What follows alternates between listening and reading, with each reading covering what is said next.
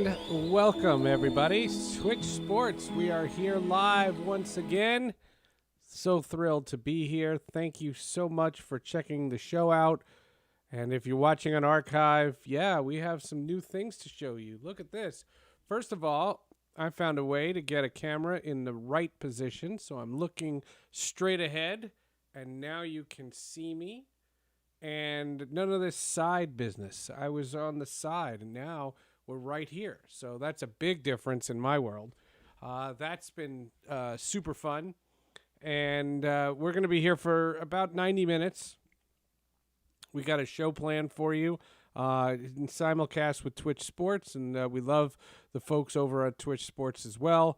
And they are always very, very helpful. And those guys are wonderful.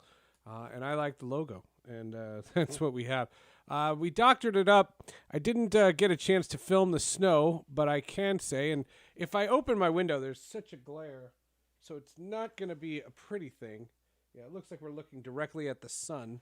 You're not. It's just a snowstorm. And we're in another one of those snowstorms. I'm in New Jersey, and another one of those snowstorms. But we're going to talk to somebody in an hour that is right in the thick of things, and supposedly he just got his power back on. He's in Houston, Texas, and we're going to talk to him, find out what his saga is and all of that, and it's going to be certainly wild. My friend Jake, who's over there, he's on Sports Map Radio, which I have to ask him what that is because I've never heard of that, but no, Jake's a good dude, and I'm looking forward to that. David Moulton will be with us as well, so we're looking forward to that. If I raise this up little bit, I see it better. There you go. Now I can read the chat and I don't look like I'm looking down. So that's pretty good. All right. We're starting already. And so that's the first thing. The second thing, for those of you in the Twitch sphere, I have become a gamer. And if you look at my channel, you can see that I have a game now. I'm an NHL 21 loyalist. I've been playing for about a week. I don't even think it's been a week. But I started playing, and we're going to do that on the stream. Now, not on a day when we're asked to do this. On a day that we're going to be on Twitch Sports, it's going to be a straight talk show. I'm not booting up the Xbox and getting that all set up as well. But it's fun, and I played last night. I probably will do it again tonight, probably. And all I can say is follow this channel, NHL 21. We're doing franchise mode, but we're also going to do the tournaments. I'm going to do the Spengler Cup, and I'll do some of the 3-on-3 kind of stuff, and that should be a lot of fun as well. So we're looking forward to that, and yeah, I become a gamer. It's wild. This is something that I did not have in my house for a long time. This is new. This is new for me. You know, I'm an old school guy. I'm an Intellivision guy. And my story with NHL games, I was a rabid NHL fan back from like NHL 94. NHL 94 I know gets a lot of hype because it's been in the re-release, but I was more an NHL 96, 98, 99. I think I had 97. I had all of them. And then I continued all the way through, and I played NHL 06 like crazy. Like crazy. And then I got NHL 08, but then I became a dad. And having a newborn, you have to give up something in your life, and I had to give up NHL. That's what I mean, not the real sport, but that sport. I had to give that up, and so we did. And it's so silly because when I rebuilt my studio, I was trying to get NHL 08 to play, and for those of you in the tech world, that meant a virtual machine, and I had some help, and there were some people that were very kind and helpful, and it didn't materialize. And I figured a way technically to link my studio with an Xbox, and I didn't have an Xbox, and I got one, and now I have this other option. So yeah, it's funny because before I had NHL 21, I would watch NHL 21 and I would see other people going, I want to do that and I want to do that and I want to do that and I want to do that and I want to do that and I want to do that. One last thing about NHL 21 in franchise mode, you run your American Hockey League team also, and oh my God, that is so fun because for me, I started my career in the American Hockey League. I was the director of broadcasting for the Syracuse Crunch years ago, years and years and years ago.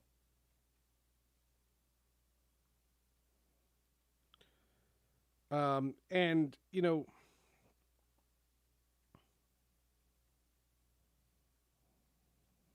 hold on one second. I'm just making sure we're still on here. Um, and the argument that has come from a lot of these games has been, that's what Twitch is for, not talk shows. Well, I want to do both. I want to do talk shows that are good and thought provoking, but I also want to do the gaming thing. So we're gonna get on board with both of you folks, and we're gonna do just that. And I think that's gonna be a real good time, and I think it can work really, really well. And yeah, so that's the story about the NHL 21. My thoughts go out to anybody who has been in Texas with the power failures. That's awful. It's unconscionable what's been going on. And my thoughts, they had 1 million people without power. And, you just hate it. I hate to bring the politics into it, and I don't really want to. And but, man, that community has been overwhelmed. And it's really bad. Really, really shame, what's gone on. And now, hopefully we can start to dig out of that and start to see it. Like I said, I'm in a total snowstorm here. And after this show, I have to go shovel. So I don't want this show to end. So stay with me here, and we won't make the show end. And that'll be fantastic. That'll be the best thing we can do, is not make the show end. As far as sports are concerned, there's all kinds of weird things going on in sports. First thing I wanted to bring up was college basketball. And what a mess. Just an absolute mess. And I know folks in Philadelphia want to talk as well, because not only did the blockbuster trade come today, Carson Wentz dealt to the Colts, and Real Muto's out with a broken thumb.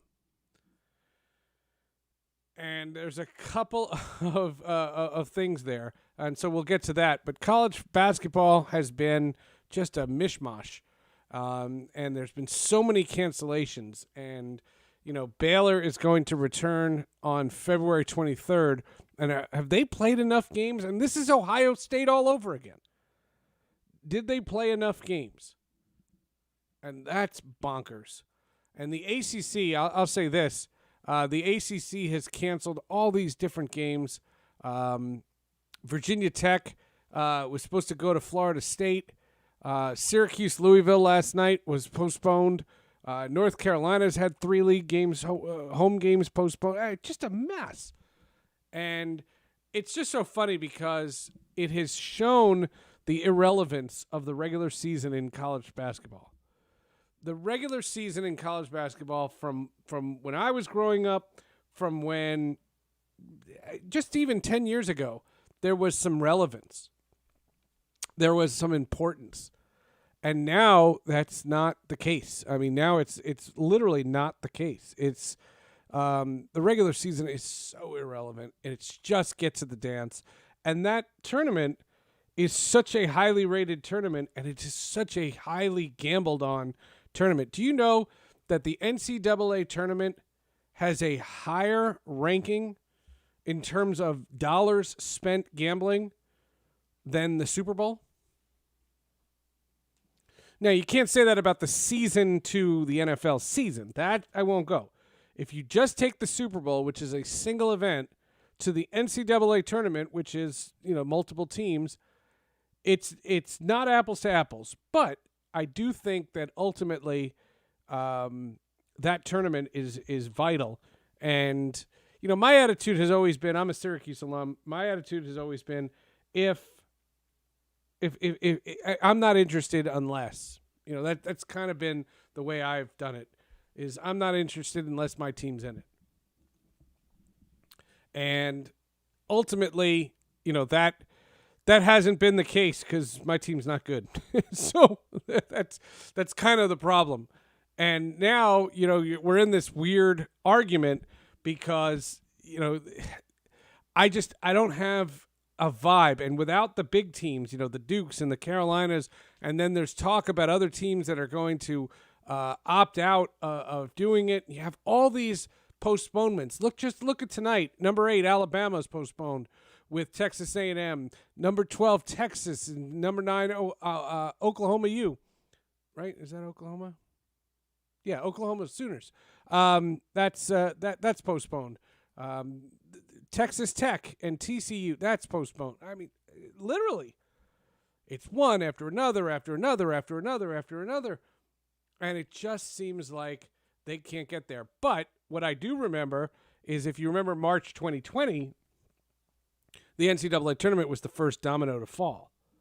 I mean, yes, the NBA had suspended and the NHL suspended and spring training suspended, but they weren't at the point of where college basketball was. They were about to start their postseason. The conference tournaments had started last year. This year, it's totally different. They have to get that done. They can't afford financially. They can't sustain themselves financially if they don't. And based on that, the pressure to get there, and even in this, and when I say hodgepodge, I mean this is the epitome of hodgepodge. And I'm not sure. I'm not sure. And I don't have a vibe for a team. People have said, do you realize how good Gonzaga is? Do you think Gonzaga is going to be a sure thing in the championship and get all the way to the Final Four? Because why? Because you don't know who they're facing, and they have played more games than so many other teams that they faced. And then there's Baylor, who no one knows about because they haven't played in over a month. And how are you asking Baylor to flip a switch and have 5 games 2 weeks before the postseason tournaments? Very, very odd. It's very, very odd. All right. The big trade in the NFL today, Carson Wentz. If you're just joining us, if you didn't see sports today, the Eagles trading Wentz to the Indianapolis Colts for a 2021 third-round pick and a conditional 2022 second-round pick that could turn into a first-rounder. Plays at least 70% of the snaps, and the Colts will reach the playoffs. Isn't that a great trade? The Eagles take a $33 million cap hit, while the Colts assume the balance of Wentz's $128 million extension. And, it's funny. The Eagles are in this position where I don't think they know who their quarterback's going to be. I don't think the Eagles, I've read all these different suggestions on where the Eagles are going to go. What they're probably going to do is do a stopgap and hope to draft somebody. I don't see them giving up, these added draft picks to trade for Sam Darnold. And is the price tag for Sam Darnold higher than Carson Wentz? And I would say it is, because I think Darnold has a bigger upside than Carson Wentz. I could be wrong, but that's kind of the way, this has gone. For Wentz, I look. Phillip Rivers retired. The Colts attack. T.Y. Hilton is a free agent. Jonathan Taylor, who is 1,100 yards rushing, he's back next year. And you're seeing this carousel. Jared Goff goes, and Matthew Stafford gets traded, and the Eagles. So less than 3 weeks after the Rams traded Jared Goff, who was the number 1 overall pick of the 2016 draft, for Matthew Stafford, The Eagles have now traded the number 2 overall pick of the same draft to the Colts.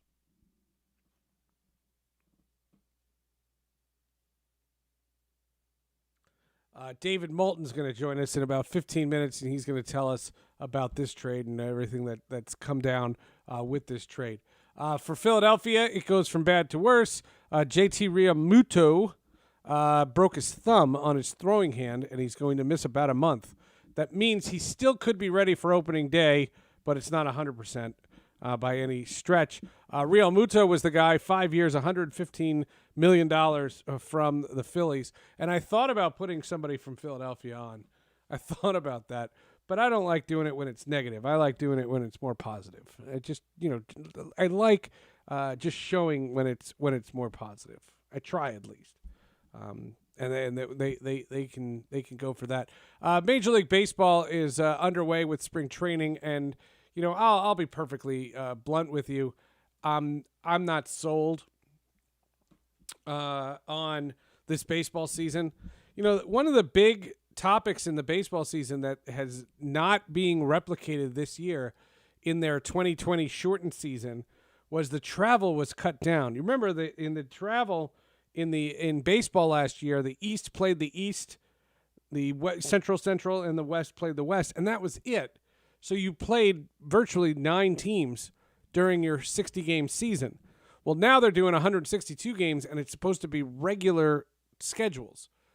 So that means if you're an East Coast team, if you're the Phillies, let's just use them as the example, they travel to the West Coast. They play the Dodgers, the Giants, the Padres. That's a lot of travel.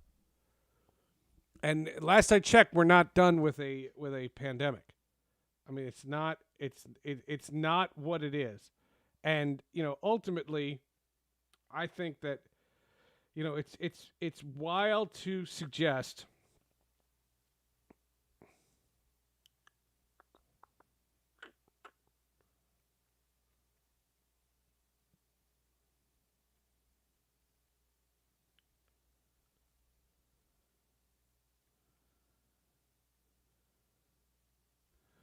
and, what I've noticed from a lot of people that I've talked to is that people are just very lukewarm on the whole deal.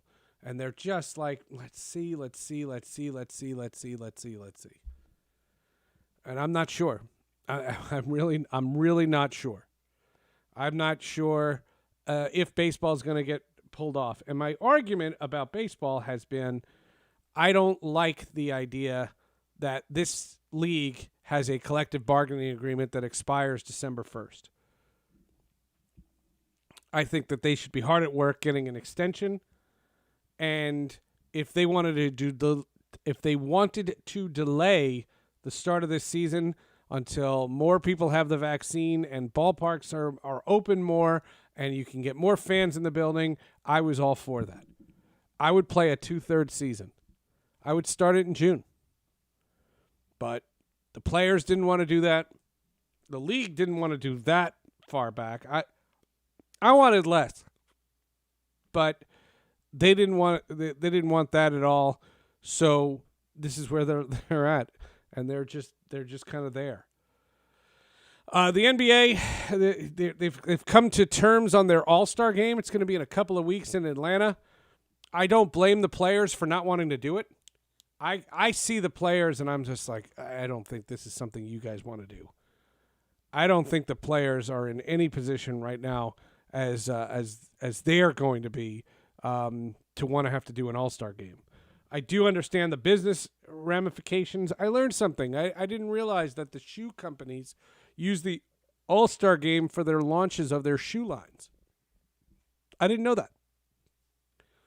I knew it was in concert with the NBA, and I didn't realize that it was always the All-Star game. And so there was pressure for the league to get an All-Star game of some kind. And I guess they're going to have the 3-point contest and the rookie contest before the All-Star game, and then the slam dunk's going to be at halftime. And it's just going to be a big sandwich into what that's going to be. Okay. Now, hockey doesn't have an All-Star game this year. They do have an outdoor classic, though, this Lake Tahoe thing. Has anybody been to Lake Tahoe? I haven't. Lake Tahoe looks really cool. I'm not gonna lie, that looks really really awesome, and it looks beautiful. And where they're playing it, it looks really really cool with the mountains in the background, and it's Lake Tahoe is pretty stinking gorgeous. And there are going to be 2 games this weekend, and I'm in. I'm all in. I think it's great. The NHL season has had some hiccups. There's no secret about that, but I would say they're going. So far, they've rescheduled every game except for this Dallas situation with the with the power failure. That hasn't been that big a thing. And what you're noticing as a result is I love the only play teams in your division in this realigned division thing. So I'm a Northeast fan. I'm a New Jersey Devils guy. That's the franchise I'm doing for NHL 21. And, I'm a Devils fan. I've always been a Devils fan for their whole life. Not my whole life, their whole life. And before the Devils were a team, I didn't know what hockey was. And I actually moved to New Jersey the same day they did. And I've always said that's a badge of honor. And my first ever hockey game, one of my first ever sporting event was baseball, but my first ever hockey game was the Devils' first game. And it was really weird because they have a kiosk at the, where to play. And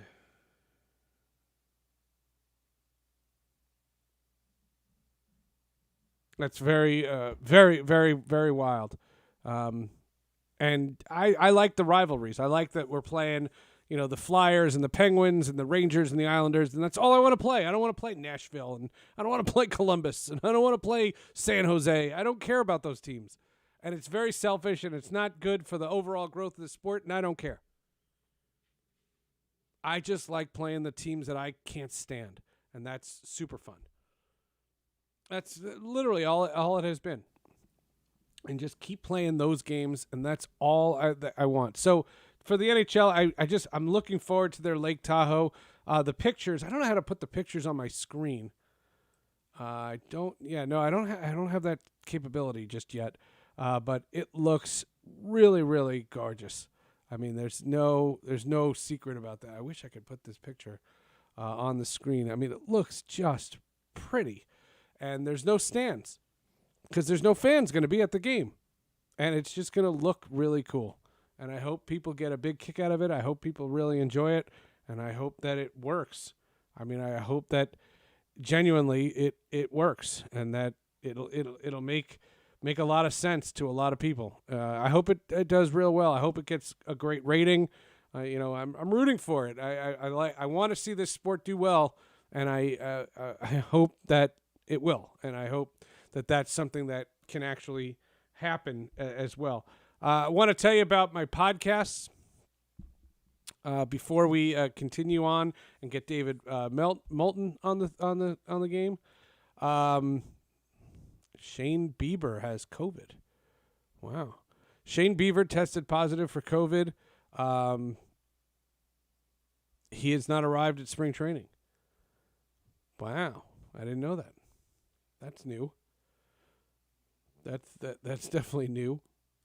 We didn't talk about Fernando Tatis Jr., and people are criticizing the Padres for this Fernando Tatis Jr. Story. And I'll say this, Fernando Tatis Jr. signed a 14-year extension, and I love it. And I hope the Padres are good for all 14 of those years. It's the third biggest deal in history behind the Mike Trout and the Mookie Betts deal. And that's pretty incredible. It's pretty remarkable.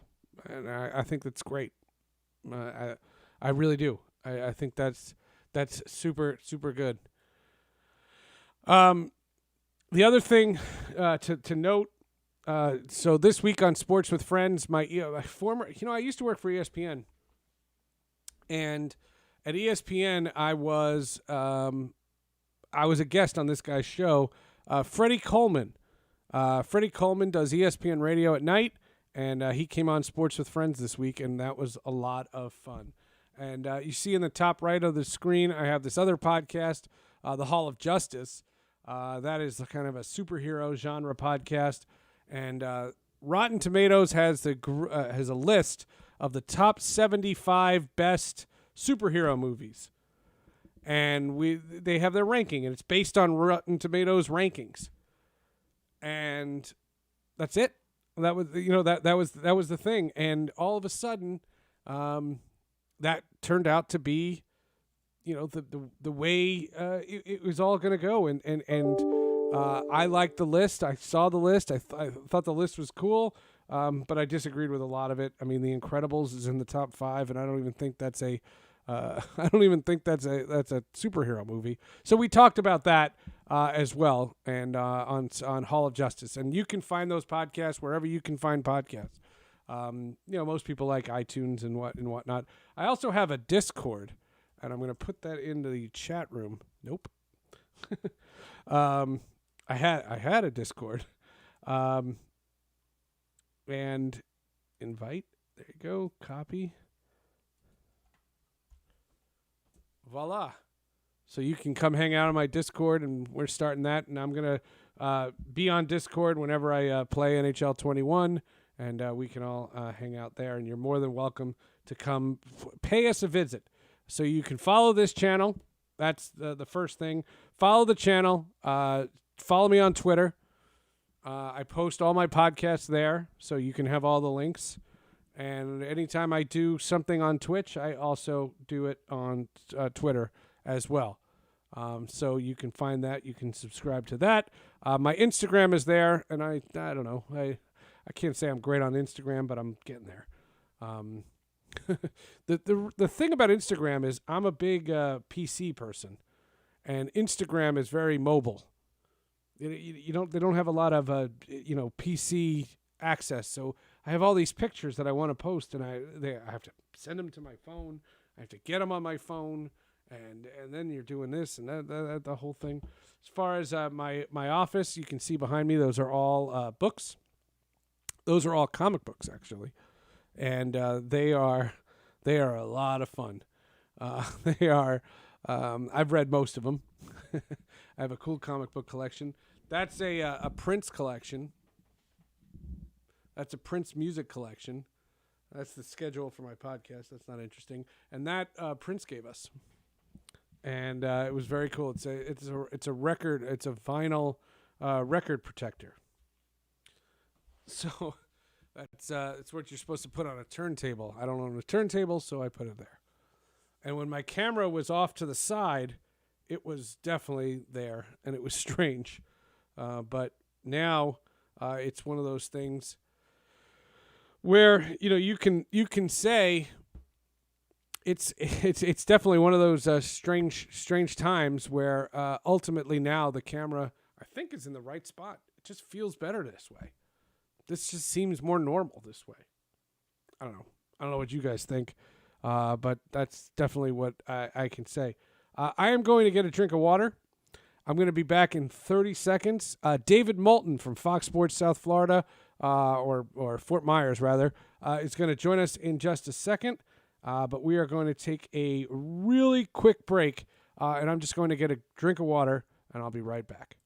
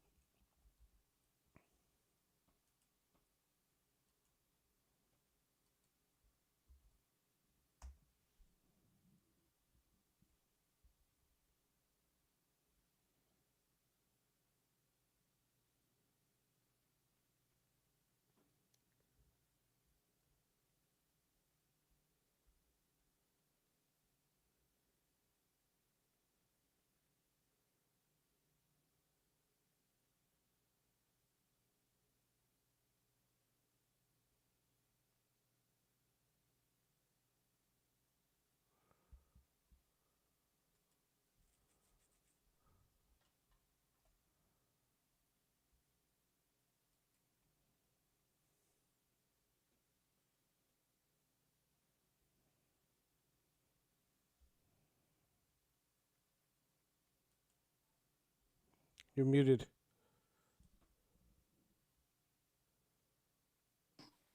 There we go. Flip your mic down.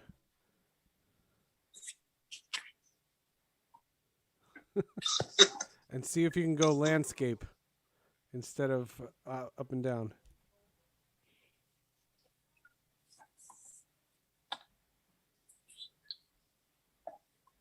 Does this work or not? It works, but can you flip your phone over so that it goes horizontal? There you go. Now you look better. And just get out of the sun or the light, because you literally look like a shadow from space.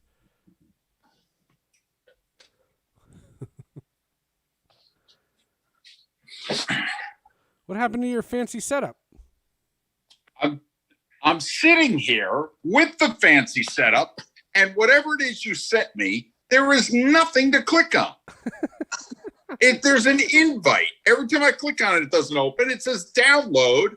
All that does is open up some Google thing. There's no link. Oh, boy. All right, we're going live. Ready? Smile. All right, we're back. And that guy has his hand in front of the microphone. There he is. Move your thumb. It's just, you get what you get. I love this. Wow. Technologically, you are a phenomenon. I am worse than a kindergartner. That's crazy. All right, can we do a proper introduction? Joining us now from Fox Sports Southwest, from Fort Myers, Florida. He's one of the best in the business. He is the great David Moulton. Right. David, welcome to the show. How are you? I'm great. Rearranged my whole afternoon for this. I wanted to just put bells on. I even have a shirt with a collar. I had the professional lighting, the whole deal. The whole thing. And now you're talking on your phone instead of your computer. Right. Is that it? Just because that's why. Why'd you tell me to put the thing down? Oh, because that headset's not even working? No, it's only I'm only hearing you with it. Oh, I didn't know that. Well, it looks professional. It looks good. How are you? I'm great. People in the chat room are like, "Huh? What is this? What's going on?" I'm asking how do you myself teach a guy how to do Zoom? That's what you do. That's what this is. Well, since you've been on our show in the morning, usually when things like this happen, Mark types on the screen, "Tech Time with David." Right. Yeah. So unfortunately now you're experiencing that on your show. Well, right. And I don't have Mark. Right. If I had Mark, this would have gone much smoother. Right. For me too. All right. We talked before you came on about the Carson Wentz trade. Were you surprised? No, hell no. I mean, these guys divorced one another a couple of weeks ago. It was just a matter of, waiting for the judgment. Was it going to be? I was more like on the Chicago? Did you think he was going to go somewhere else? No. Because here's why Chicago didn't make sense. Wentz is a project. The head coach and the general manager in Indianapolis are secure, and the team around them is solid. They were top 10 in offense, top 10 in defense, top 10 in special teams. And he had a relationship with those guys. He doesn't have much of a relationship with anybody in Chicago, and the GM and coach in Chicago have to win next year or they're all getting fired. Well, I don't know if Wentz can be fixed in a year. So Chicago didn't make sense. Plus, the Colts had more assets. All right. And so it works. And, Phillip Rivers is retired, so that's over. And now they have this. And is T.Y. Hilton going to re-sign with them? I think he's going to become a free agent. And because of it, I don't think he'll re-sign. I think he'll get more money elsewhere. So Wentz will have the same problem he had in Philadelphia. Nobody to throw to. Well, they've got a little bit more to throw to. They've drafted a couple of young guys at tight end and wide receiver in the last couple of years. Plus, the Colts have money. I mean, I think the Colts are going to try to upgrade from T.Y. Okay. Oh, so you think they're okay? Well, we'll see if that happens. What's your gauge on this college basketball? Every top 25 team is getting canceled left and right. It's all over the place, and we're supposed to be judging these teams. And there's a selection committee to make this tournament. And I said before you came on, nothing is more important than getting this tournament done. Like, this tournament has to happen. And Yes. they need it financially. So it's happening, whether, come hook or by crook. But how, like, what do you make of Baylor? And what do you, like, are they any good? We don't really know. They haven't played in a month. It's just kind of, I mean, I thought baseball was hodgepodge. This seems really hodgepodge. Yes. And it's much like last year's 60-game baseball season. They had to have it, but it's going to be a mess. Right. And it's the same with college basketball this year. As you pointed out, they absolutely have to have it. This is how 24 other sports are financed, not named Division I football. They cannot go 2 years in a row without an NCAA tournament.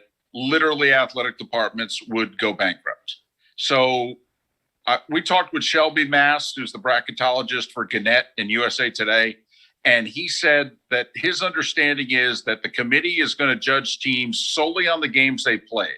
So if one team plays 25, another team plays 15, they're not going to hold it against the team that only played 15, but they can only judge them based on those 15 games. Right. But so hopefully there's some good wins amongst the 15. The fallacy in that is if you had three, they call them these quadrant one wins. I'll just give you an example. Syracuse had three potential quadrant one victories taken away. They're not going to get made up. They don't have a quadrant one win, but not because, they lost the two quadrant one games they had, but they were supposed to have 5, and they only have 2. And I'm not saying they're good. It's not my point. My point is, it just seems like that's, it's not a fair assessment. Because what'll happen as a result is you'll get situations like that where you'll have teams that'll either would they let a team like that slide because they could use a big television draw? Like, how does that work? Well, I do think we'd have to be a little naive to think that, let's see, right now, Duke's out, Kentucky's out, Michigan State's out, Syracuse is out, Carolina's right on the bubble.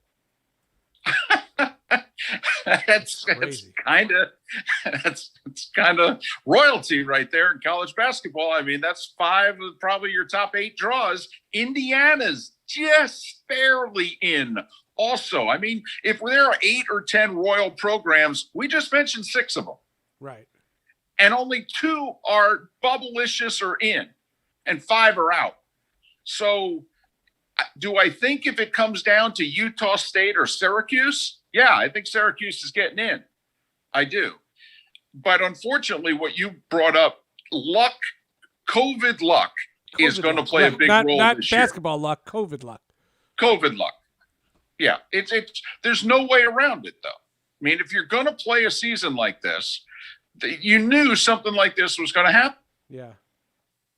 It's weird. I mean, the whole thing is strange, and I don't know. I don't know. I mean, I root for my team. But last night, that game got canceled 2 hours before it was tipped off, and I was like, what in the world? Are you serious? And my hockey team missed 17 days. What are they doing to me? And here's the other factor. In a way, Syracuse or anybody in their shoes can benefit just by playing the game, quite frankly.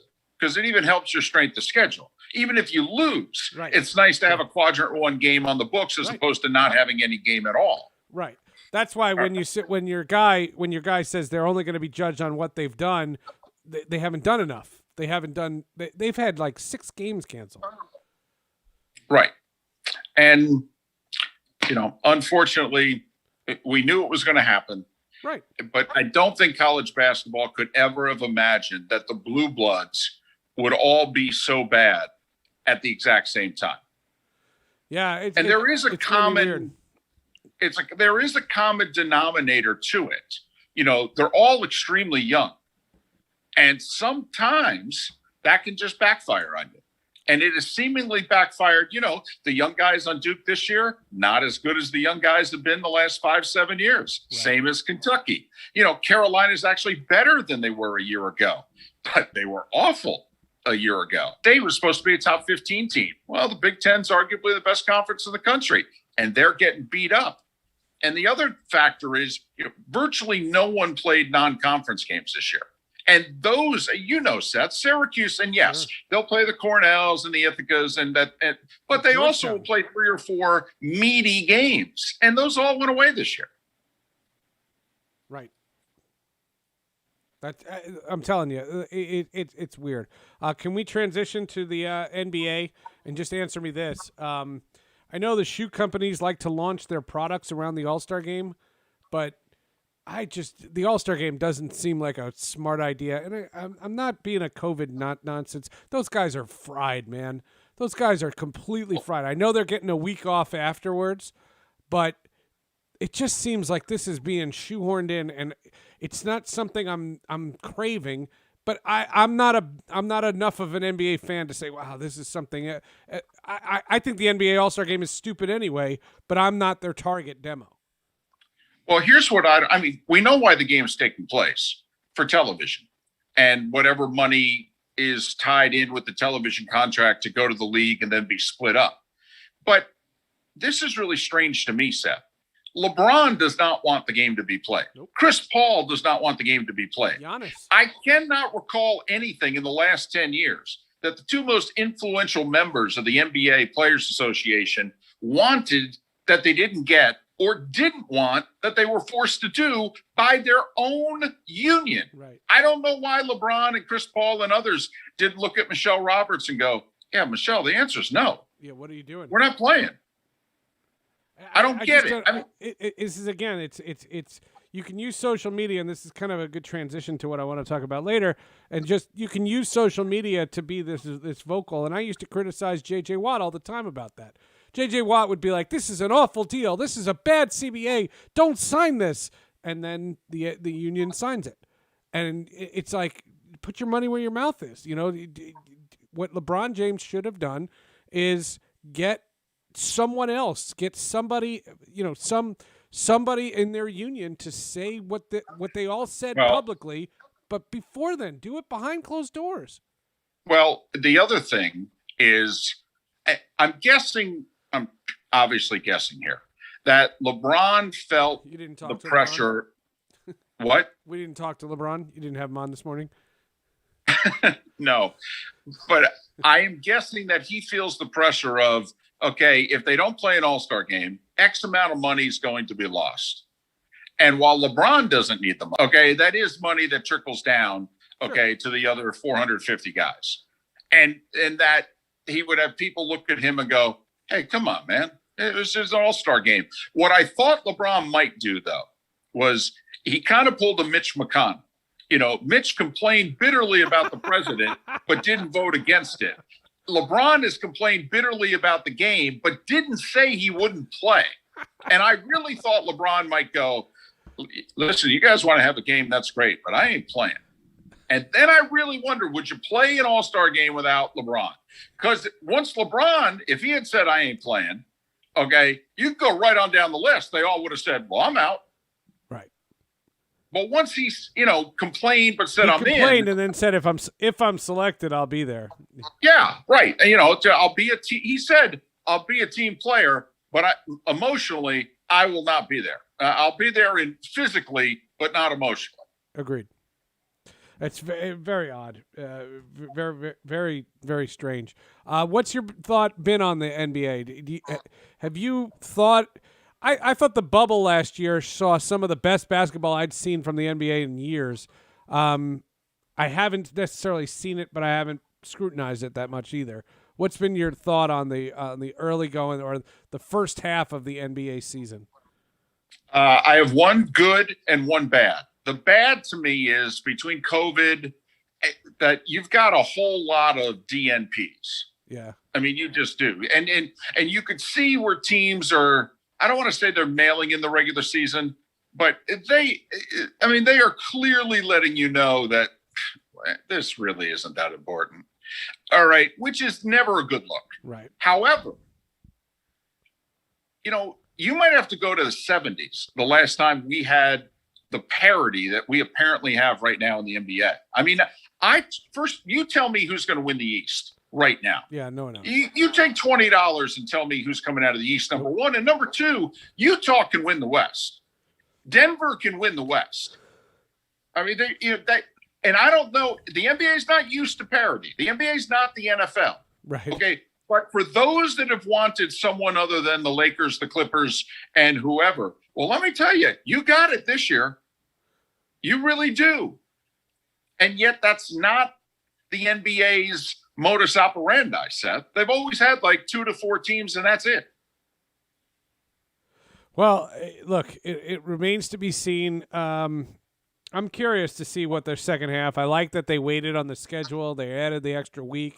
I thought that was pretty good. Well, we'll see. We'll see. What about my beloved NHL? I think it's been great, and my team has been on a COVID pause for it felt like an eternity, but I dug it. I like the divisions where we only play teams I can't stand. I think that's super fun. And I agree. I think that's cool. The Lake Tahoe thing looks gorgeous. I've seen the pictures. It looks amazing. I'm curious to see what that feels like. But I'm a hockey nut, so I've enjoyed all of it.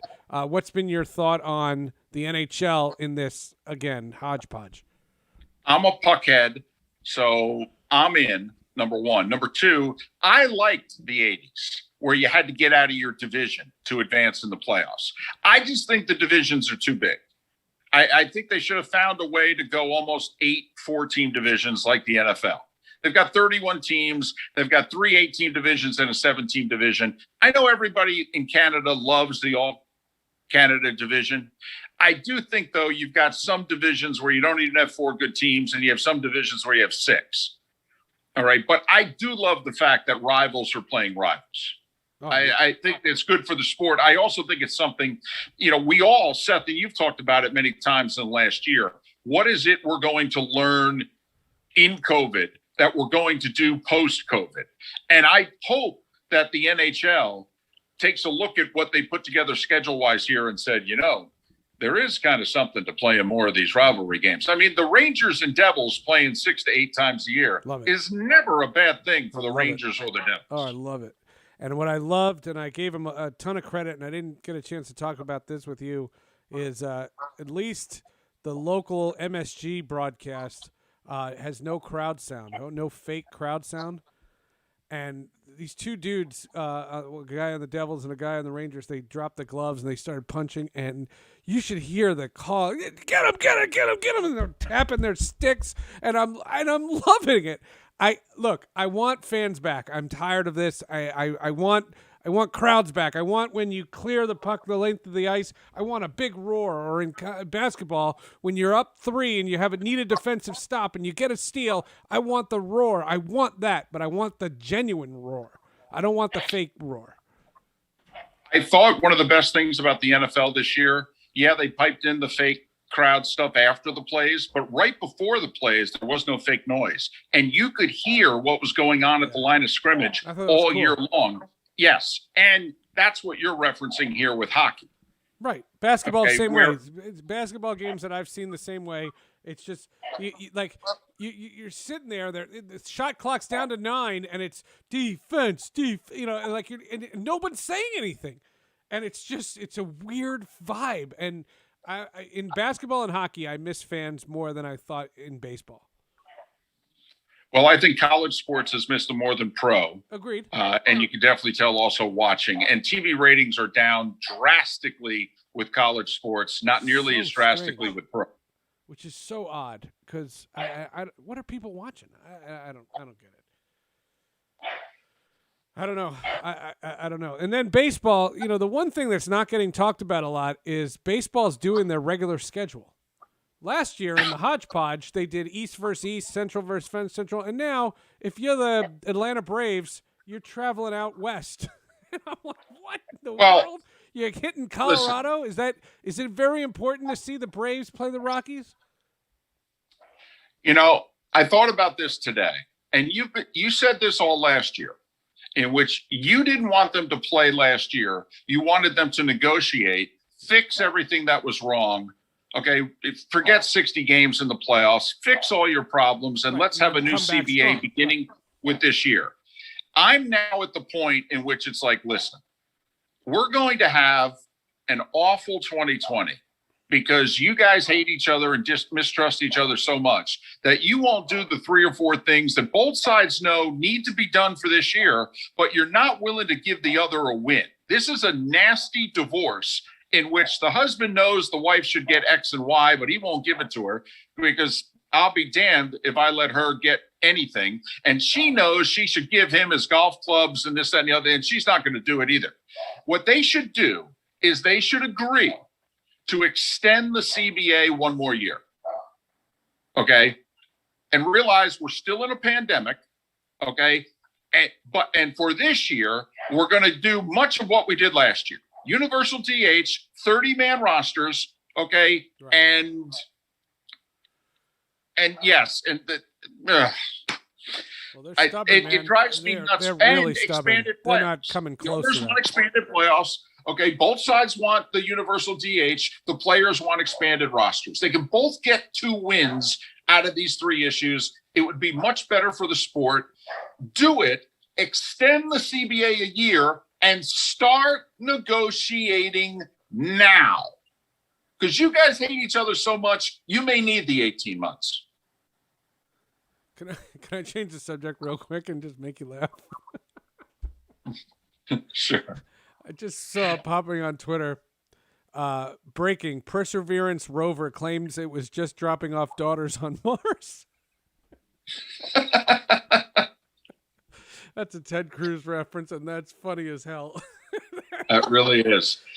I was just dropping the family off, that's all. I'm back. Even though he had a ticket and he had 3 cases of luggage. Well, yeah, I mean, obviously he could send them. I mean, like the wife can't take the kids. I'm sorry, I wasn't doing that. I was trying to go to the Twitch stream and I saw that and I started laughing. I'm very sorry. Yeah, and it's funny because the union is pushing for the whole season. The union's the reason why camps are open, and that's weirder too because they want to justify their money. And the fact of the matter is, and I don't know, these ballparks are going to have some capacity, and I guess it'll be fine. And it's all well and good. The whole thing sounds very, very hodgepodge. Did you see that the Blue Jays are going to play in Dunedin for the first 2 series, first 2 homestands? Well, yeah, I think it's going to be longer than that. I mean, I really don't think Canada is going to open up before May. Right. I really don't. Number one. And they've got state-of-the-art. They just revamped that whole ballpark. It's state-of-the-art. I mean, I'll bet you if you ask the Blue Jays, they're like, we can stay here. Talking about the spring training ones, state-of-the-art. Yeah, in Dunedin. It used to be a dump. It's their original. They've been in Dunedin since their founding in '76 there. Right. But in the last 2 years, they've made it state-of-the-art. It's as good a spring training complex as anybody has. And I've listened to the Blue Jays talk in the last week, and they're like, oh, we'd have no problem staying in Dunedin. None. I mean, they all but said we'd rather be in Dunedin than Buffalo. Wow. Especially early in the season, weather-wise. Isn't that funny? I guess weather-wise, you'd want that. Look, it's crazy. That's nuts. Has the Raptors been well received in Florida? You're near Tampa. Well, here's the problem, and they've had up to 3,000 people that could go. Tampa apparently had a chance at an NBA franchise like 20 plus years ago and kind of decided, nah, we're good. So there's no talk about, hey, this is exciting. We should get a team of our own. Okay. In fact, it's more of a joke that, hey, guys, if you're going to call Tampa home for a year, we went to the World Series last year. We won the Cup last year, and we won the Super Bowl this year. I mean, you need to represent. None of this getting off to the 2-8 start you guys got off to. If you're going to call Tampa home, you need to win. Right. So that's been kind of the joke there. But yeah, I mean, it's cool for this reason also. The Orlando Magic don't have much of a hold, even though they're an hour or so to the east. I mean, Orlando right now is kind of a woe-begone franchise. So for folks on the west coast of Florida, they don't they're not really drawn to the Magic. They haven't been in a long time. Right. 10 years. But if it's Florida, so there's no rules, and so you would think that the people would want, a chance to see the NBA and something to do, and it's I don't know. I guess life in Florida is different than the rest of the world. Well, but Seth, I'll say this: like the Raptors are coming on now. They're on the edge of the playoffs. If they keep it up, they'll be a playoff team. If by April, May, the Raptors are in the playoffs, and you get a chance to see the Heat, a Raptors Heat series, I think would be big in Tampa. That'll be fun. You can throw in the Celtics or Milwaukee or Philadelphia, somebody like that. It's a top 15 market. I think the sports fans would be like, "Hey, this is cool. We're never going to see this again." It's wild. It's who knows? It's going to be very, very strange. It's going to be very good. You're on the radio every morning from 6 to 9, and then you're on Twitch from 9 to 10, right? Or do you still not do that? Yeah, we do about a half hour, I'd say. All right, so till 9:30. That works for everyone. Is everybody good? Everybody good. All right. All right, Tech Wizard David Moulton from Fox Sports Florida. You're the man. Thank you, buddy. Seth, nobody does an imaginary conversation like you. That was fantastic. Yes. We good? We good? Okay, we're good. We're good. We'll see you, buddy. David Moulton, one of the best right there on our show. And we're going to bring in and we're going to welcome Jake Asman, who, the guy's from Sports Map Radio, but he's in Houston, Texas, of all places. And that's crazy, and he can't hear me yet. Now he can hear me, and that's crazy. And his lights are on, and that's good, but he's muted. So we're halfway there. Holy moly. First of all, you cleaned up, finally. You look like a mess on NBC Nightly News. That was crazy. Welcome, buddy. How are you? What's going on, Seth? Yeah, I actually took a shower today, not at my own apartment, because even though I got my power back a couple hours ago, no water, but one of my good friends in the city, he actually has enough water where you could actually shower and the water is not freezing. So I went over there to take a shower for the first time in 2 days. So I feel like $1 million right now. Nice. And you have the cool background. So tell people about Sports Map Radio. Sure. So Sports Map used to be SB Nation Radio, which is, one of those typical national. So it used to be one-on-one sports.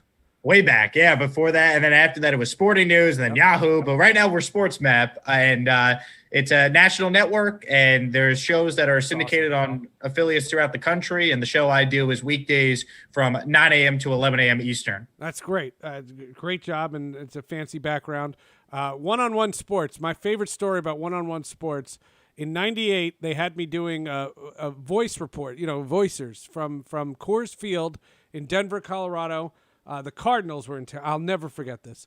The Cardinals are in town, and one-on-one sports, Randy Merkin called, and he's on hold, and it was using the press box phone because cell phones were sucky back then, And so you'd answer the phone. Hold on.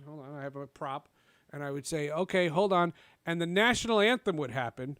So he says, I'll wait on hold with you for the national anthem. How long could the anthem be? And then we'll go to you as soon as the anthem's over. I said, no problem. And the young lady starts singing, and she forgot the words. Oh. And literally, this is what you hear. And I'm holding the phone like this because I'm waiting to hear the toss, but I'm also standing, saluting the national anthem. And the woman goes, and the Rockets are blaring pretty hard. And we all looked at each other. I'll never forget. That's my one-on-one sports memory. Is that moment, and the crowd started singing the national anthem, and they finished it, and this is when the Rockies used to sell out their games, and I couldn't get over, and I couldn't describe it. I didn't know what it was, but anyway, enough about that crazy story. Okay, so the storm was Monday, correct? Correct. Sunday night really kind of started to get really cold. Snow started to fall. Probably around midnight, let's say 11:30. But you're a New Yorker, so were you concerned about this? What were you hearing going in? You didn't think this was a big deal? No, I mean, I'm a New Yorker. I went to school in central New York. I'm wearing an Yeah. Ithaca t-shirt right now. I mean, a couple inches of snow. All right, you get on with your life, and it's not like it would ever cancel class or people would not be able to get to work. It's insane, Seth, because it only actually snowed probably, in some parts of the city, maybe 4 inches. Like, you guys got a real snowstorm in the tri-state. We didn't get anything 7 close to inches that. right now.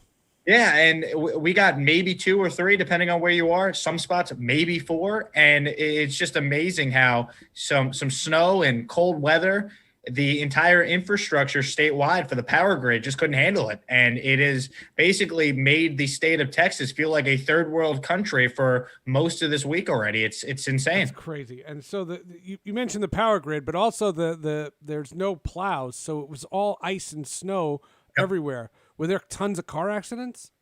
So I had not heard about a ton in Houston. There were some, but I don't think there were that many fatal ones, thankfully, which is a great thing. But I mean, I've driven in some bad winter conditions a lot, and just seeing what the roads were like here. So many people have never probably experienced that in their life living here. Did you drive down? So like, did you have like the right kind of tires and all that stuff? Like, I thought of so many things after I DM'd you. I thought of so many questions. I was like, I just wonder, like, those cars must have like the thinnest tires. It's concerning, thankfully I have a Nissan Rogue, so it's an all-wheel drive, SUV. So I was okay. I was trying to be careful, but I mean, I had a joke I said on the radio the other day. I'm like, over under 1.5 plows in the entire city of Houston. I mean, they couldn't plow anything, so the roads were bad. There was no salt or anything, and it rained the other day. And the problem was when it rained, a lot of that, precipitation, it of course goes on the streets, and then that freezes overnight, and it becomes ice. Brutal. So the temperature today is in the mid 40s. So it's starting to melt everything, and the roads are now fine. I was out driving before, but from Monday to really yesterday, it was bad, and you had millions of people without power, or millions of 4 million people. Did I hear that correctly? 4 million people without power. That's nuts. The fourth largest U.S. city in the country is Houston, and most people didn't have power, and the ones who didn't have water. And what was crazy as well is people that would get their power back, they would then lose it. I never had it from the beginning. I lost it, and that was it. I've been basically couch hopping to different friends that have had power. The first person I stayed with, he had power. It's going great. Next morning, he lost power and didn't get it back yet. So you abandoned him, or did you take him in tow? Did you say, "Here, come on, hitch to my wagon"? Yeah, he kind of abandoned me. He went up to the Woodlands, which is a suburb of Houston, to where his parents were because he got some power there. But yeah, people have just been trying to make do with the situation. I think most homes at this point have been restored in the city as far as power, but now the water remains a big issue, and we have a boil warning here in the city. Yep. So it's a very third world country like, where to put it in perspective, to flush my toilet. And this is what I was doing at my friend's house, who I was at last night. We would take a bucket and go out to the pool in his apartment complex, and we'd fill it up with pool water. A pool.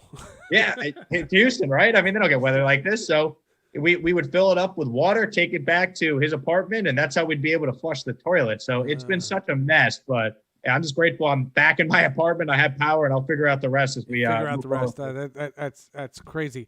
A couple more things on this. So you were making videos, and that video that went on NBC, that was just something you posted just because you were like telling all your friends, because that's what social media is for, telling all your friends your situation. It wasn't like they were interviewing you, were they? No, so it's actually funny how that came about. I was DM'd on Twitter 2 days ago by Lester Holt's producer. I guess he saw one of my tweets. I kind of, because I didn't put any videos out to that point, but I was tweeting about what was happening, a running joke, tweeting what my thermostat looked like, how it was under 40 degrees, and they said, "Hey, would you be able to put together a short video for us, kind of detailing the situation in Houston?" I said, "Sure." So I sent a 40-second video just saying, "I'm in Houston. Here's what's going on." And the only thing they used, the only thing they used was, "My apartment is under 40 degrees." So that quote, I guess, is what I'm going to be forever known as now. I love it. And it was so funny because I saw you tweet that you were on it, and then I put it on and I went, "That's him." I know that guy. Pretty surreal. I was 12-year-old was like, "Why would you know that guy?" Yeah, it's wild to make my debut that way. Oh, what's this? My Apple Watch going off? But it's funny. I was an intern at the Olympics now 5 years ago in Rio, and I remember in the commissary at NBC, I sat right near Lester Holt. I said hello, briefly introduced myself and whatnot. Little did I know, 5 years later, I'd be one of the people they feature on his broadcast talking about not having any power. I love it. I think that's great. I thought it was funny. I'm glad you're okay. It was a harrowing thing, and like you said, Houston's a giant town, and that kind of stuff shouldn't be happening. And we're not going to get into how's the power grid. I mean, I don't understand how any of this is possible, because we live in 2021, and you'd think these things are more than possible. Real quick, how has you're in Texas, and there's different rules in Texas than there are in the Northeast. So what has COVID life been like? Most things are pretty much open, correct? So things are open with reduced capacities. I don't want to say people here don't care about the virus, because I don't think that's true. I think people are very respectful, wearing masks and whatnot. But because there's bars that are open, it's like an understanding that, like, if you're going to go out, like, you're putting yourself at risk. Like that's Might as that's well on go with you. a smile, right? Right. Like, like you could tell people to wear a mask, but like I've been out and I've seen people not doing it. So, I mean, no one's gonna, if you're going out, you're making your own decision there, which is the biggest thing. But I think for the most part, people care about the virus. They take it seriously. But I could tell you, going, back to New York twice since this pandemic has started, it's just a different level of fear with the virus in New York. I mean, people fear it a lot more than they do here. They know it's serious here, but it's not treated or not as, frightful as to, people in the state, regardless of whatever your political leanings are, if that makes sense. No, I look, that's not what I was trying to insinuate. I think it's wild how, you're in a place where it's totally different, and I know where you come from. I know where you're, I knew you when you were, when did I meet you? 2013, 2012? How old were you? Junior in high school? There's Spreecast, right? Yeah, you and Vinny doing the sports show, and Chris Delgado are our good friends. So that's right. Long time ago. That's crazy. That's nuts. And it's funny, because whenever people ask me about Spreecast, the reality is people only ask me about the Prince thing, about doing the show with Prince, and no one realizes that it was a whole community. It was a whole group of people, and they're all in different directions. They're splintered all over the place, but it's like, that's how I know you. And it wasn't like I saw you on TV and I said, oh, I heard your name. Like, I remember doing Spreecasts. I remember the whole thing, and that was a lot of fun. A couple of quick sports things before we wrap it up. What was the J.J. Watt? I know you're doing a national show, but what was the J.J. Watt reaction in town? Is he the hero that it seems like he is? He seems like, through social media and through charitable stuff, he is just a beloved figure in Houston. Is that the case? Totally accurate. And, I had a chance to cover the Texans during the 2018 season for ESPN 97.5. It's owned by our parent company, Gal Media. And JJ's great. I mean, obviously there's some ego there when you're as big of a superstar as he is in the city, but I mean, always respectful with people, accommodating. From a media perspective, I think everyone has nothing but good things to say, but there's very few athletes that have, impacted a city like he has. So, I mean, he's a forever athlete in this town. The Mount Rushmore of Houston athletes, it's Hakeem, it's JJ, and then you could debate the next two. That's kind of how it's viewed locally here. So JJ, Bagwell is in the running, Biggio, of course. I mean, depending on kind of how Altuve's career plays out up until the scandal, he was nobody knows who Jose Altuve is. Yeah, those Astros players were certainly beloved, and they still are beloved, but the scandal, I think, has taken a hit. Springer, of course, was beloved as well now that he's gone. But my favorite joke from the pandemic was during the NBA bubble. I'm sure you covered the Lou Williams. He left the bubble to go to a funeral and then wound up at a strip club. And Magic City. But the funny part of that story is it showed up on Instagram instantly. Like, instantly it was on Instagram. The Marlins had 17 guys test positive for COVID, and then it was found out through an intense investigation that 6 of them went to the same strip club a week later. So I called my buddy at the Marlins, and I said, what was that? And he goes, they went, and they were anonymous. And I said, it's crazy how baseball players are anonymous. That's why it'll never be Jose Altuve. The argument is, and the guy said to me, he said the Marlins could have showed up in uniform, and nobody would have known who they are. That's it's probably true, but JJ's great, and the release, although nationally it's like, wow, JJ Watt's getting released, it was expected. I think even if the organization was headed in the right direction, he's making $17.5 million. His contract was no longer guaranteed. He's a good player at this point, but it kind of felt like for a while now the writing was on the wall that this going into the year was going to be his last season. So it's not a big surprise, but you factor in all the other departures from Houston athletes over the last calendar year. Harden. Yeah, Harden or Russell Westbrook, go back to Garrett Cole signing with the Yankees in free agency, Springer and the Chris Paul trade. I mean, all these Houston stars have left. So JJ stings for the Houston sports fan, but at least they ended where, when he finishes his career, he's going to sign a one-day contract and retire a Texan. His number will be retired. So, he's leaving at the right time because fans are beyond livid with the organization. And they want JJ to go somewhere where he has a chance to actually win a championship. What has been the biggest thing during this whole stretch?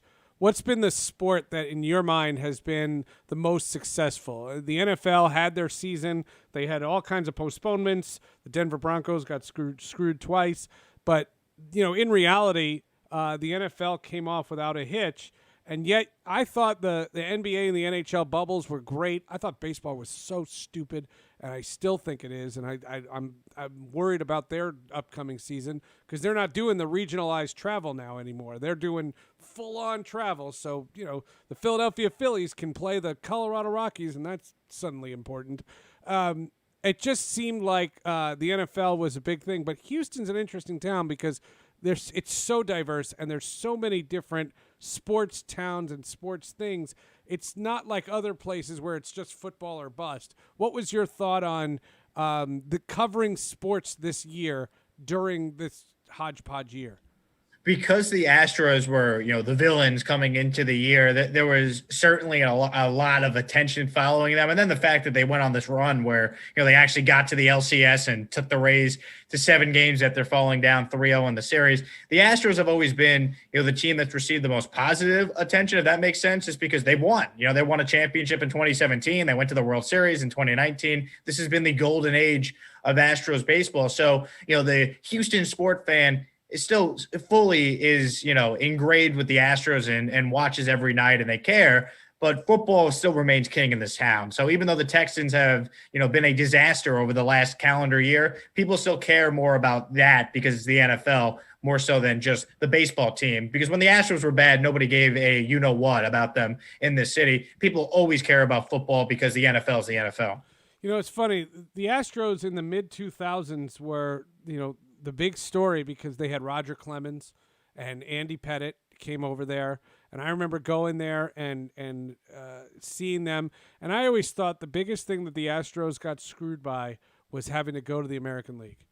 They went from the National League Central to the American League West, and that doesn't get a lot of publicity, but I always thought that was a real shame because now you're in the Central Time Zone. And you play the Mariners, the A's, and the Angels, nine times on the road, and those games all start at 9:30 at night. And when you were in the Central, you played the Cubs and the Cardinals and the Brewers, and I thought that was great. And I thought the current owner of the Astros sold out his team. He took a $50 million discount from baseball to agree to do this, and I thought he sold the fans out the river. And even when they won, I just think that the enthusiasm for the Astros now is a shell of what it was in the 2000s when that team went to the World Series but didn't win. Yet, I think that team's more beloved than the current group. Yeah, it's an interesting point. I think the Astro fan will tell you since they did win that championship in 2017, they'd make that trade-off anytime because that was the first championship, in the history of the franchise. But I think it's a great point, and you're right. The West Coast games are a killer, and so many people just aren't staying up late to watch a regular season baseball game that begins at 9:30 when it's a Tuesday night and the Astros are in Seattle. So I think it's a great point by you. Right. It's just lame. Yeah, no, you're 100% right about that. But I think overall the approval rating for Jim Crane is still positive because he's the guy that oversaw their first ever World Series title. And when a lot of people thought they were not going to be able to bring back some of their key free agents, like it was like a foregone conclusion here, they're going to lose Springer, they're going to lose Brantley. But the fact that they were able to keep Brantley and they were able to make the Greinke trade and take on payroll by doing that, I think Jim Crane still has a positive approval rating as far as ownership, and it helps when he's being compared to what's happening at NRG Stadium with Cal McNair and what's happening with the Rockets and Tillman Fertitta. So right now, if you're ranking the owners in town, Crane would still be number one by far. No, that's a great point. When you're doing a national show, do you kind of lean sometimes on New York just because that's where you're from? I try to just take the topics that are as, what everyone's talking about on all the shows, whatever the top headlines are. What's been so fascinating, though, Seth, is as a diehard Jets fan and someone living in Houston, the number one NFL offseason storyline right now is Deshaun Watson. So I have a very unique perspective on it, understanding the Jets. Because you're like you'd be fine with him leaving Houston. You don't care what everybody thinks because if your Jets get him, then that's just fine.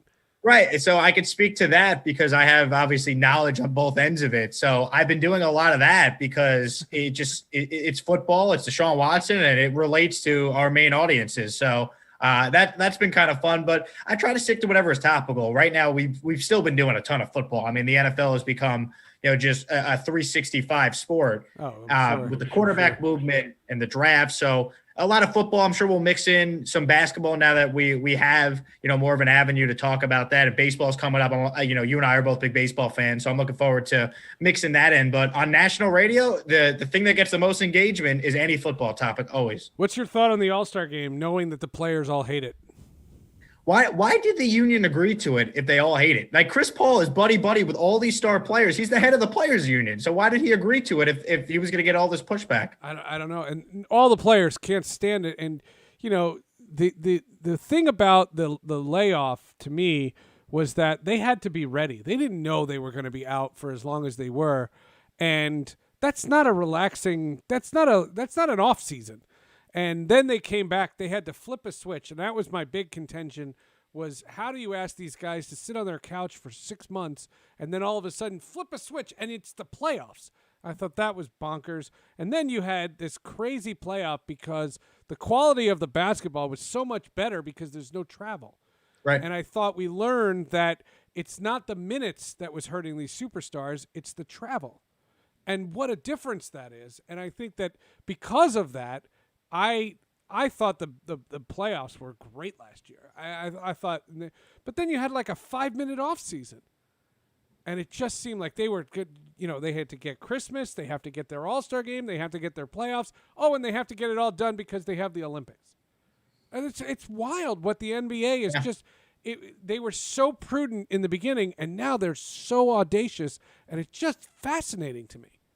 Money. It comes down to the fact they did not want to stretch it into the Olympics, as you talked about. They did not want to affect next year's season as well. So, they're kind of rolling through their season. The thing I'd say about the All-Star game is you had an issue last week with Kevin Durant where he plays in a game, then they pull him from the game, and it made no sense. And they said, oh, well, we have to run some tests and see if he was a close contact of anyone. He played in the game. He'd be a close contact of anyone. Yet the Nets and whoever they were playing, I forget the team they played that night. They all just, I think it was Philadelphia. They just continued playing as if nothing happened. So, weird, once they get into this mode, they flip the switch and they forget about everything.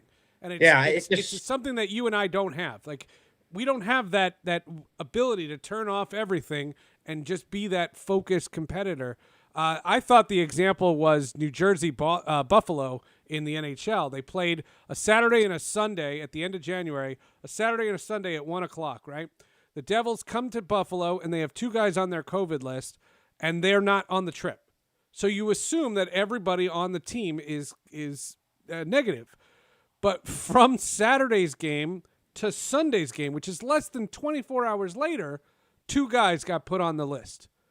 If I'm Buffalo, I see that, I'm going, you're out of your mind. There's no way I'm playing the game. They play the game like nothing's going on. It's New Jersey Buffalo, so nobody's talking about it. And now, New Jersey had 18 guys on their list. Buffalo had 9, and both teams lost 2.5 weeks. Yeah, and when Buffalo came back, they didn't score a goal against the Islanders in like 2 games. They were in an That's right, impossible you're an Islanders situation. guy. I forgot all about that. So yeah, we got Barry Trotz, baby. Finally, some leadership. It's actually nice. And but you got my GM too. yeah, Lou, Lamoriello. love Lou. So it's actually nice. It just shows you, by the way, that everyone complains about the failures of New York teams. If you get competent leadership that starts at the top on the way down, It's possible. even the Islanders can turn things around and go to the Final Four last year. It's not rocket science to build a winner in professional sports if you get the right general manager and right coach in place. Well, I'll let you go on this. I love the regionalized NHL that you only play games in your division. I think it's fantastic. Play the Islanders 8 times, play the Rangers 8 times, the Flyers 8 times. That's all I care about. And I say this completely selfishly as a Devils fan. I don't care about the Columbus Blue Jackets. And I don't care about the Nashville Predators. They're very nice, and I watch them when they're not playing my team, but I don't want them playing my team. I want to play the Penguins every night, and I love that. I hope the NHL figures that out. Plus, I don't know if you've seen those pictures, but the pictures of Lake Tahoe just look outstanding. Yeah. They look like that's a video game. That looks like that looks like a screensaver. It looks awesome. I'm with you with the division games. I think it adds a lot of intrigue to the regular season, and that's what hockey needs. We all know how great the NHL playoffs are, but the more rivalry games, the better as far as drumming up interest in regular season hockey, which is how you try and get your casual fan to tune into hockey, check out games, and maybe become a bigger fan going forward. And that's how you grow the sport. All right, so still no water. No water. You have your lights. You have your heat's on. It's warm enough in your house, in your apartment there. Yes. So I said on NBC News last night, my apartment is under 40 degrees. Well, it is now 70 degrees. So we're above the 40-degree threshold. It was literally, you have a picture of your thermostat under 40 degrees. I've never seen it. I have it. I didn't even know the thermostat would keep track as it goes that low. It was absurd. But I've never seen that. That's crazy. Surreal, but I'm grateful that I had some friends that were kind enough to let me crash on their couch. So I've been couch hopping, and now it looks like I'll actually be able to sleep in my own bed for the first time since Sunday tonight. And notice how, at least on social media, all those friends are guys. You're not saying what you really did over the course of the days, and I think that's funny. But okay, hey, listen, it's your social media. You do it the way you want. I wish I had that type of news to report with you, Seth. You'd be the first to know. Hey, man, how can people find you online? Just Twitter and Instagram at Jake Asman. Short and sweet, just my name. Yeah, you're the best. Thank you so much. Continued success on the show. Continued success with the Sports Map Radio. Tell David Gow I said hello. I will let him know. I have not seen him since Monday when he came. He was the only one that came into the office to see what our studios with the generator look like. No heat, but we were able to still be on the air. You haven't been working this whole time, have you? So I did not do a show this morning because we're now having issues, a bunch of radio stuff. We can't connect out of the building, but we can remote connect the host. So I have not been on since Tuesday. The hope is tomorrow I'm able to do a full radio show starting at 9 a.m. All right. We'll be tuned in. Good job, man. Jake, great job, buddy. Thanks for doing this. Likewise, Seth. Thanks for having me, man. Continue success in your end. We'll talk soon. Talk soon, man. That is Jake Asman from Sports Map Radio.